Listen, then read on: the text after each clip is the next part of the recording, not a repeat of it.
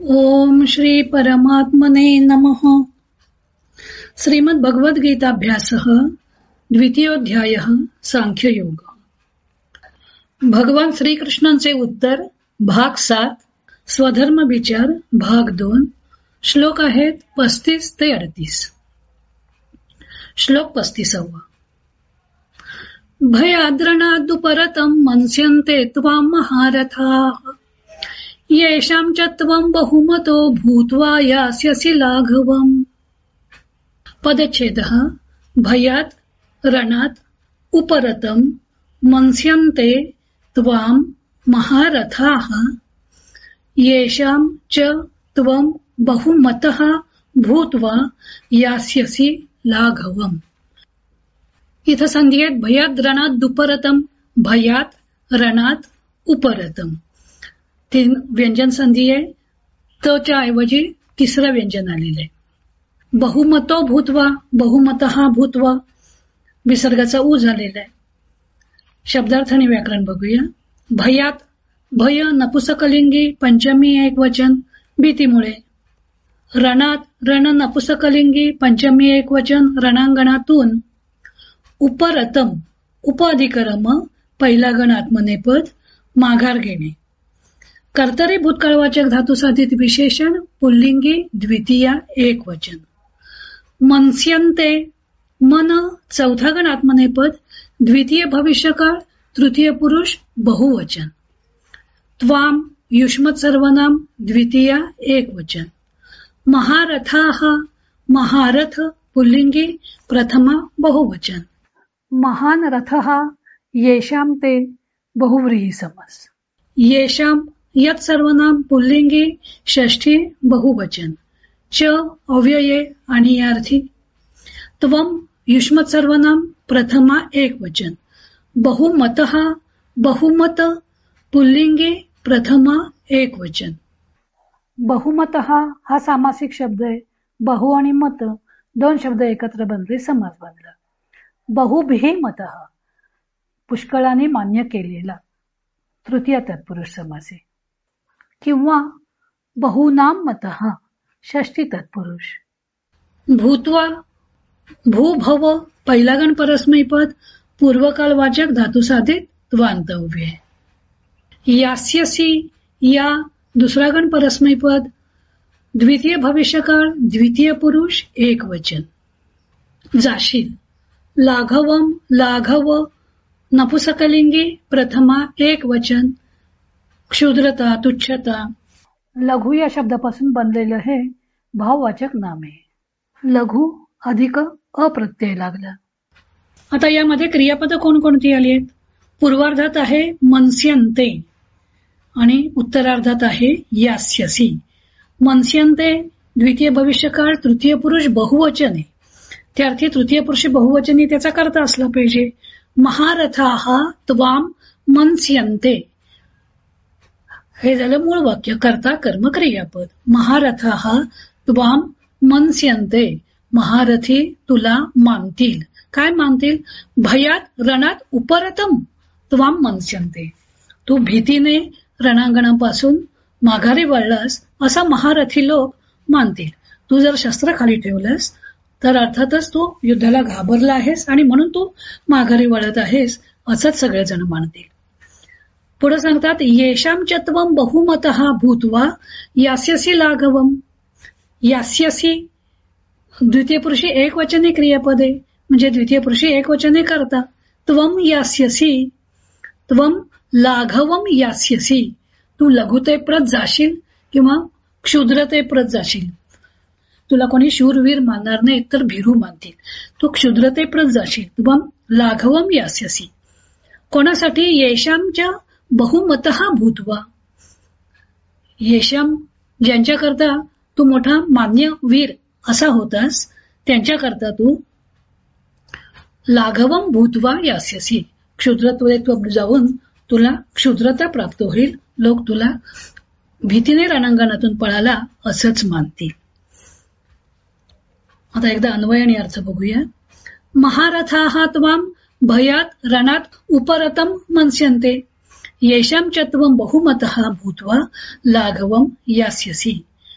महारथी तर भीतीनेतून रणातून परावृत्त झालास असं म्हणू लागतील, आणि ज्यांच्या मनात तुझ्याविषयी आदर आहे त्यांच्या मनातून तू उतरशील ते तुला तुच्छ लेखतील. भगवंत अर्जुनाला स्वधर्म विचार सांगत आहेत. अर्जुनाने जरी कितीही करुणा येऊन या युद्धातून माघारी वळण्याचा निर्णय घेतला असला तरी तो कसा चुकीचा आहे ते भगवंत सांगत आहेत. कारण अर्जुनाने जर युद्धातून माघार घेतली तर शत्रू पक्षाला असं वाटत राहिलं असतं की कौरवांच्या सैन्यापेक्षा आपले सैन्य कमी असल्यामुळे अर्जुनाला विजयाविषयी खात्री वाटत नव्हती आणि म्हणूनच त्याने युद्धातून आधीच पळ काढला. त्याची उच्च विचारसरणी कौरवांच्या कधी लक्षातच आली नसती. त्यांनी त्याला तुच्छच लेखलं असतं. श्लोक पुढचा 36वा. अवाच्यवादांश्च बहून् वदिष्यन्ति तवाहिताः निन्दन्तस्तव सामर्थ्यं ततो दुःखतरं नु किम्. पदच्छेदः. अवाच्यवादान् च बहून् वदिष्यन्ति तव अहिताः निन्दन्तः तव सामर्थ्यं ततः दुःखतरं नु किम्. इथं महत्वाचा संधी आहे अवाच्यवादांश्च. अवाच्यवादान अधिकच. शब्दार्थ आणि व्याकरण बघूया. अवाच्यवादान, अवाच्यवाद पुल्लिंगी द्वितीया बहुवचन, बोलू नयेत असे बोल. सामासिक शब्द आहे. अवाच्याहा वादाहा, न बोलण्यासारखे बोल. हा झाला कर्मधारय समास. वादाहाचं विशेषण अवाच्याहा. आणि अवाच्याहा हाही एक समास आहे. न वाच्याहा, अवाच्याहा, नय तत्पुरुष, बोलू नयेत असे बोल. च अव्यये आणि बहून बहु विशेषणे पुल्लिंगी द्वितीया बहुवचन पुष्कळ. वदिष्यन्ति वद पहिला गण परस्मैपद, द्वितीय भविष्यकाळ तृतीय पुरुष बहुवचन. तव युष्मत सर्वनाम षष्ठी एकवचन. अहिताहा, अहित पुल्लिंगी प्रथमा बहुवचन. नामांच्या किंवा विशेषणाच्या पाठीमाग अ लागून दोन प्रकारचे समास बनतात. एक नय तत्पुरुष असतो, एक नय बहुव्रीही असतो. उदाहरणार्थ अज्ञान. अज्ञान म्हटलं की न ज्ञानम, अज्ञानम हा झाला नुसता नय तत्पुरुष. इथे फक्त ज्ञानाचा अभाव दाखवला. पण अज्ञान हा बालक हा, आता हा अज्ञान शब्द कोणाचा तरी विशेषण म्हणून वापरलेला आहे. तेव्हा न विद्यते ज्ञानम यस्य सहा, ज्याच्याकडे ज्ञान नाही तो, असा तो बहुव्रीही समास होईल. तसंच अहिताहा हा नय बहुव्रीही समास आहे. तुझं हित न इच्छिणारे अशा अर्थी हे विशेषण म्हणून वापरलेले आहे. अहिताहा, अहित पुल्लिंगी प्रथमा बहुवचन. आणि अहिताहा समास कसा सोडवला?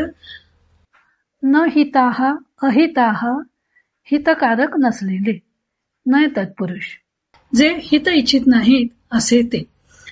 निंदन्तः, निंद पहिला गण परस्मैपद, कर्तरी वर्तमान काळवाचक धातू साधित विशेषण पुल्लिंगी प्रथमा बहुवचन. देणारा, जाणारा, करणारा असे या कर्तरी वर्तमान काळवाचक धातू साधित विशेषणाचे अर्थ होतात. आणि ही विशेषण बनवताना निंदंती मधला अंती प्रत्यय काढून टाकायचा आणि अत प्रत्यय लावायचा, म्हणजे निंदत असा शब्द तयार झाला व्यंजनांत. आणि त्याचा अर्थ होता निंदा करणारा, यच्छत देणारा, गच्छत जाणारा, अशी ही विशेषणं तयार होतात. ही कर्त्याची विशेषणं म्हणून येतात. त्यामुळे ही कर्तरी वर्तमान काळवाचक विशेषण आहे. आता व्यंजनांत शब्द आहे निंदन, निंदंत, निंदंत हा प्रथमा बहुवचन आहे. तेव्हा निंदंत कर्तरी वर्तमान काळवाचक धातू साधित विशेषण पुल्लिंगी प्रथमा बहुवचन, निंदा करणारे. तव युष्मत सर्वनाम षष्ठी एक वचन, तुझे. सामर्थ्यम, सामर्थ्य नपुसकलिंगी द्वितीय एक वचन. ततः अव्यये नंतर या अर्थी. दुःखतरम, दुःखतर नपुसकलिंगी प्रथमा एक वचन. इंग्लिशमध्ये जसं ER आणि EST असे प्रत्यय विशेषणांना लावून डिग्री तयार केली जाते, गुड, बेटर, बेस्ट, तसंच संस्कृतमध्ये विशेषणांना तर किंवा तम प्रत्यय लावून अशा डिग्री तयार केल्या जातात. दुःख, दुःखतरम, दुःखतमम. दुःख अधिक दुःख, दुःखतम म्हणजे सगळ्यात जास्त दुःख. तर आणि तम असे विशेषणांना प्रत्यय लावून ही विशेषणच पुन्हा आणखीन तयार होतात. अकारांत असतात, त्यामुळे ती देव, वन किंवा माला प्रमाणे चालवायची. पुल्लिंगात देव प्रमाणे चालतील, नपुंसकलिंगात वन प्रमाणे चालतील आणि स्त्रीलिंगात आकारांत करून घ्यायची आणि माला प्रमाणे चालवायची. नु अव्यय खरोखर. किम किम सर्वनाम नपुंसकलिंगी प्रथमा एक वचन हे प्रश्नार्थक सर्वनाम म्हणून पण आणि काय उपयोगी अर्थी ते अव्यय म्हणून पण वापरलं जातं. आता याच्यामध्ये क्रियापद कोणती आहेत? वदिष्यंती हे पूर्वार्धात आलेलं क्रियापद आहे. वदिष्यंती क्रियापदाचा कर्ता कोण आहे? अहिता हा वदिष्यंती. अहित इच्छिणारे, हित न इच्छिणारे बोलतील. बहुन वदिष्यंती, बहुन हे विशेषण आहे आणि अवाच्य वादान हे कर्म आहे. तव अहिता हा तुझं हित न इच्छिणारे लोक बहुन अवाच्य वादान वदिष्यंती बोलू नयेत असे अनेक बोल बोलतील. अहिताः अवाच्य वादान वदिष्यंती कर्ता कर्म क्रियापद. बहुन हे अवाच्य वादांचं विशेषण आणि अहित कोणाचं? तर तव तुझं अहित इच्छिणारे तुझ्याबद्दल बोलू नयेत असे बोल बोलतील. निंदन्तः तव सामर्थ्यम ते तुझे सामर्थ्याची निंदा करणारे ते निंदन्तः हे अहिताचं विशेषण आहे. तव निंदन्तः अहिताः तव सामर्थ्यम निंदन्तः अहिताः अवाच्यवादान बहुन वदिष्यन्ति. तुझी निंदा करणारे आणि तुझे हित न इच्छिणारे तुझ्या बाबतीत न बोलण्यासारखे पुष्कळ बोल बोलतील. ततः दुःखतरम नु किम, मग त्यापेक्षा अधिक दुःखदायक काय आहे? दोन गोष्टींमध्ये तुलना करायची असेल तर वापरायचं आणि सर्वात श्रेष्ठ म्हणून सांगायचं असेल तर तमो वापरायचं. इथं साधं दुःख आणि अधिक दुःख.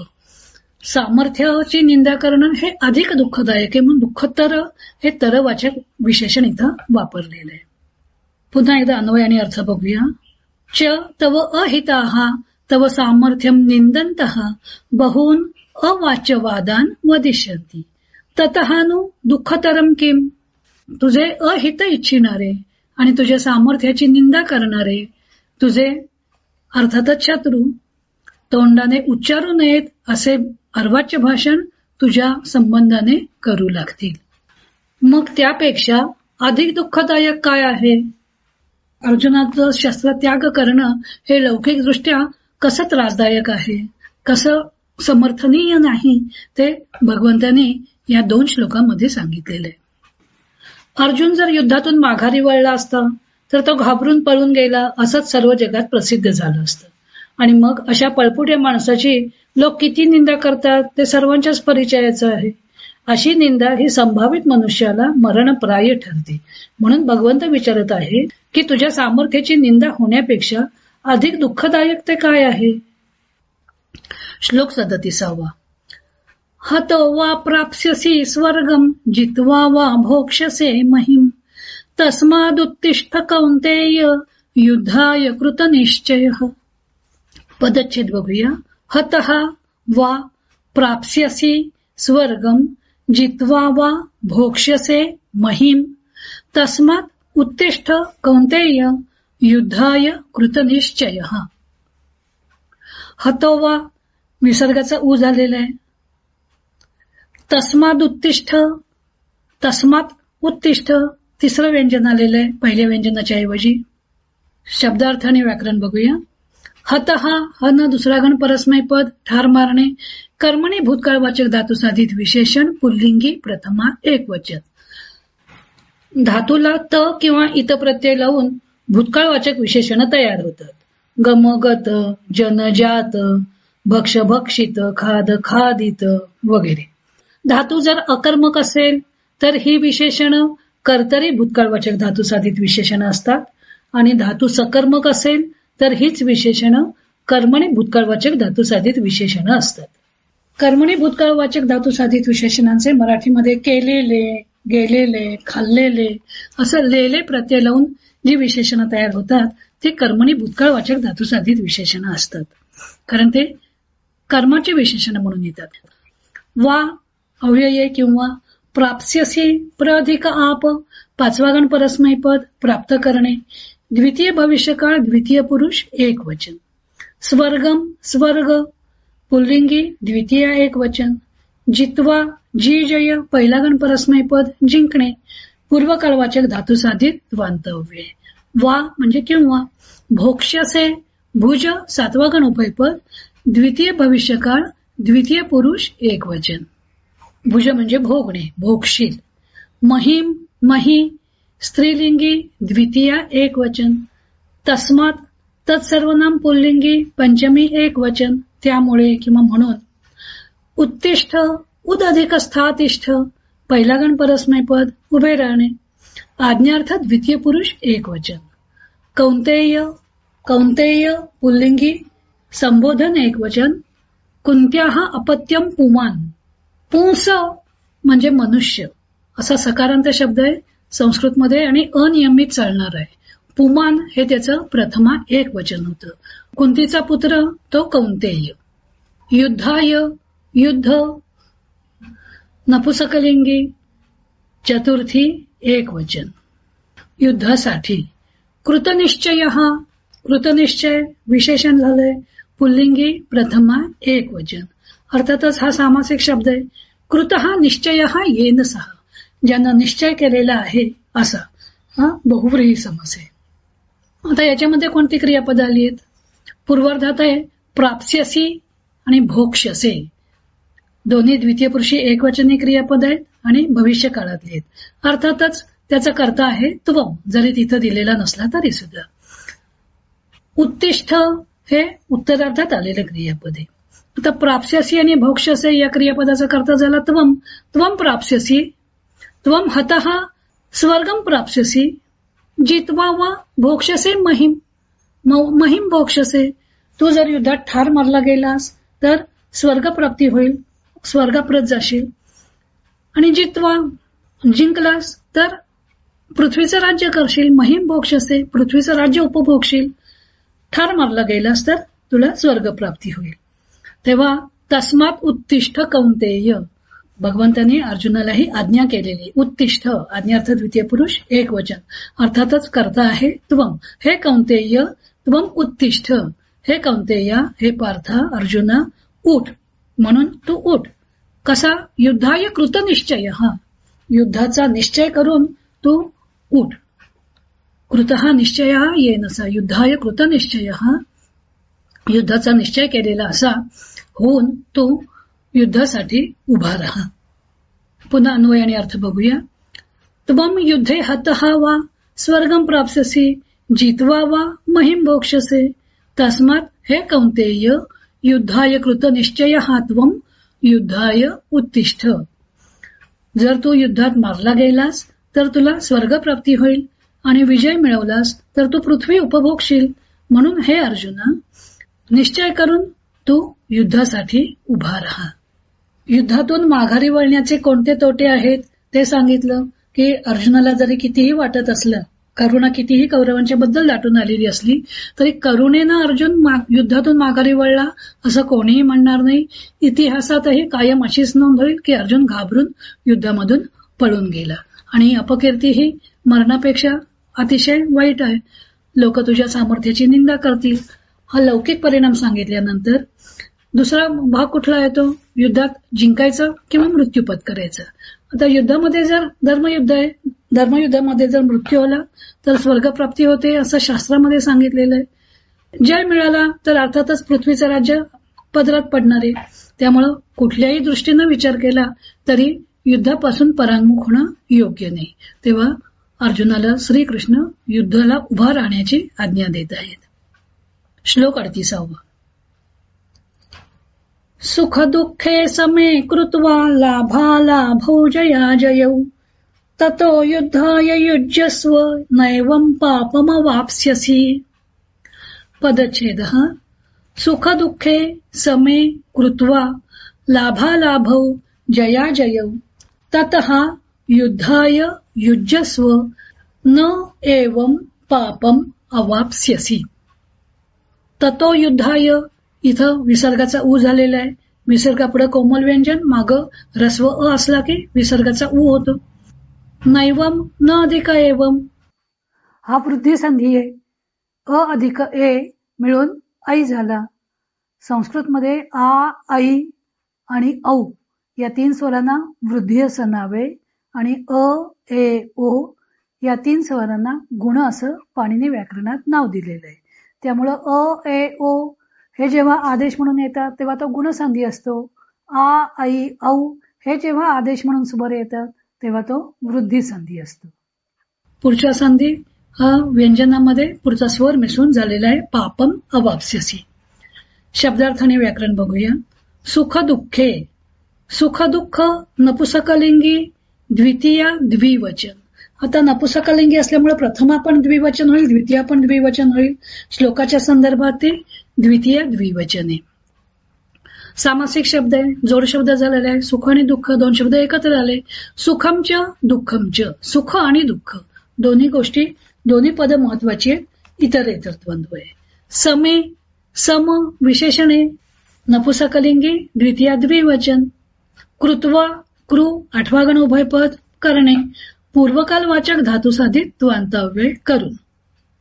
लाभालाभौ, लाभालाभ पुल्लिंगी द्वितीय द्विवचन. लाभ अधिक अलाभ, लाभालाभ हाही सामासिक शब्द आहे. लाभ हाच, अलाभ हाच इतरेतर द्वंद्व. तसंच जया जयौ, जय अजय, जया जय पुल्लिंगी द्वितीय द्विवचन हाही सामासिक शब्द आहे. जय हाच, अजय हाच, जय आणि पराजय हाही इतरेतर द्वंद्व समास झाला. ततः अव्यये नंतर युद्धाय, युद्ध नपुसकलिंगी चतुर्थी एकवचन, युद्धासाठी. युजस्व, युज 4था गण आत्मनेपद, जोडणे, सिद्ध होणे असे त्याचे अर्थ आहेत. आज्ञार्थ द्वितीय पुरुष एकवचन. न अव्यये नाही. एवं अशा प्रकारे.